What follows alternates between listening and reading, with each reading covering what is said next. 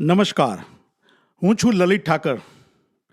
બદલાતા સમયને માન આપીને નવી ટેકનોલોજીના સહારે નવી જનરેશન માટે ગુજરાત વીકલી પોડકાસ્ટ રજૂ કરી રહ્યું છે એક નવા કોન્સેપ્ટ સાથે, જે આવનાર સમયમાં આપની સાથે અવનવા વિષયો સાથે આપણે સંવાદ કરીશું, વાતો કરીશું.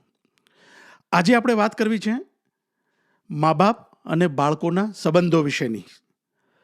દરેક મા બાપની એક ફરિયાદ હોય છે કે પોતાનું બાળક પોતાના કહ્યામાં નથી, બરાબર અભ્યાસ નથી કરતું, વ્યવસ્થિત જમતું નથી, વડીલોને રિસ્પેક્ટ નથી આપતું અને બસ પોતાના જ રૂમમાં અને પોતાના જ કાર્યોમાં, પોતાના જ ફ્રેન્ડ સર્કલમાં વ્યસ્ત રહ્યા કરે છે.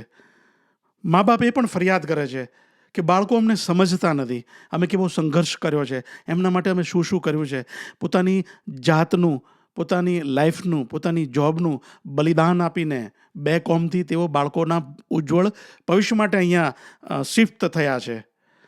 જ્યારે બાળકો એવું વિચારે છે કે મા બાપ, હવે જમાનો બદલાયો છે, પોતાની એકની એક ઘીસીપીટી વાર્તાઓ અમને કર્યા કરે છે, અમને સમજતા નથી, અમને મોકળું મેદાન નથી આપતા, ફ્રીડમ નથી આપતા, એવું બાળકો પોતાના એંગલથી વિચારે છે.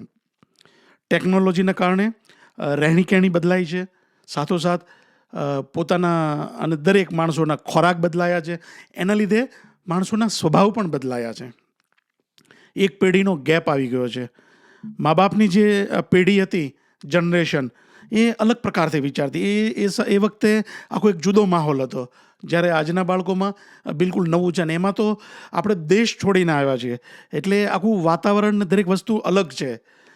પરંતુ તમે જેવું ઘરનું વાતાવરણ રાખશો, બાળકો સાથે જે વાતો શેર કરશો, એમને જે રીતે તમે ઉછેર કરવા માગો છો, એ રીતનું બરાબરનું જો બેકગ્રાઉન્ડ તમે એને, એવું વાતાવરણ તમે એને જો પૂરું પાડશો, તો બાળકો ચોક્કસ સાચી દિશામાં અને તમે જેવું ઈચ્છો છો એવું એ બનશે. હવે એજનો એક એવો પ્રકાર હોય છે, ખાસ કરીને 5 થી 18 વર્ષના, અને વિશેષ તો 16 થી 18 વર્ષની ઉંમરના બાળકો, એ જલ્દીથી બીજાના પ્રભાવમાં આવી જાય છે. એમની વિચારસરણી, એમની સમજણ શક્તિ, એની એક મર્યાદા હોય છે.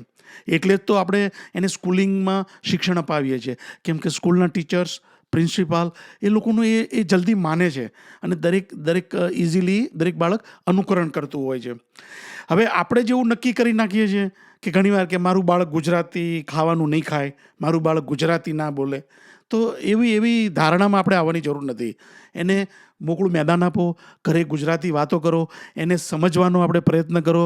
એવું આપણે નક્કી કરવાની કંઈ જરૂર નથી. લાડ પ્યાર ચોક્કસ જરૂરી છે. તમારું બાળક છે અને એના ભવિષ્ય માટે, એના સારા માટે તમે બધું કરો છો, બરાબર છે, ફાઇન. પણ સાથે સાથે એને સાચી સમજણ આપવાની છે.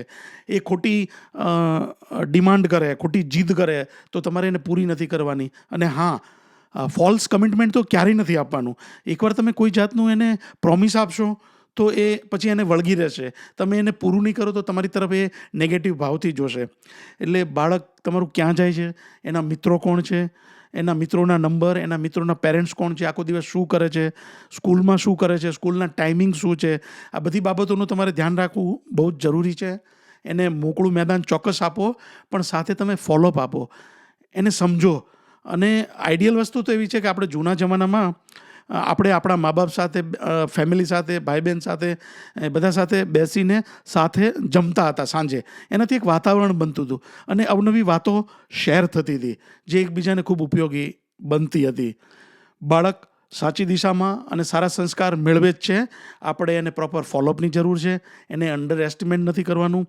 એને મોકળું મેદાન જરૂર આપવાનું છે, પણ સાથે સાથે આપણે ફોલોઅપ પણ રાખીએ.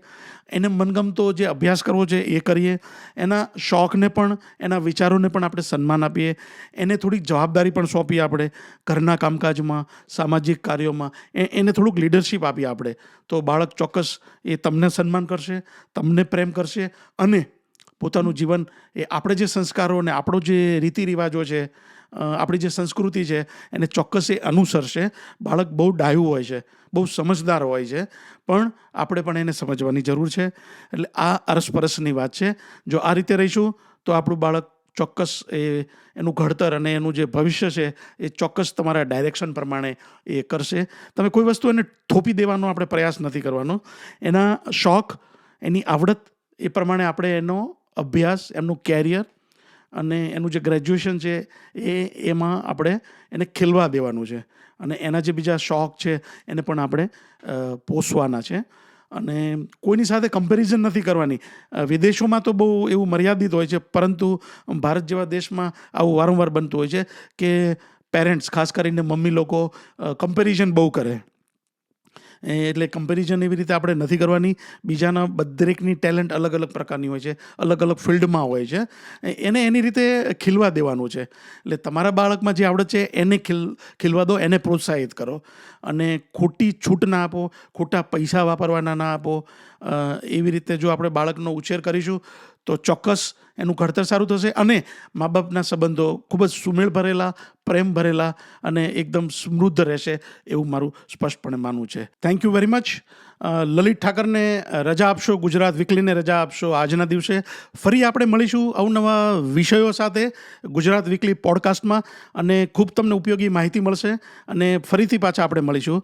Thank you very much.